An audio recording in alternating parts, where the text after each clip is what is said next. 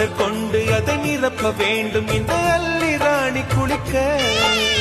இந்த ரீதியில் அன்பு செய்தால் என்னவாகுமோ என் பாடு.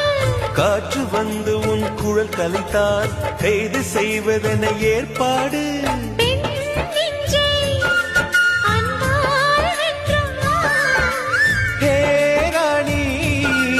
அந்த இந்திரலோகத்தில் நான் கொண்டு தருவேன் நான் ஒரு பூவீதம். உன் அன்பு அது போதும். தொடு தொடுவெனவே வானவில் என்னை தூரத்தில் அழைக்கின்ற நேரம். விடு விடுவெனவே வாலிப மனது விண்வெளி விண்வெளி ஏறும்.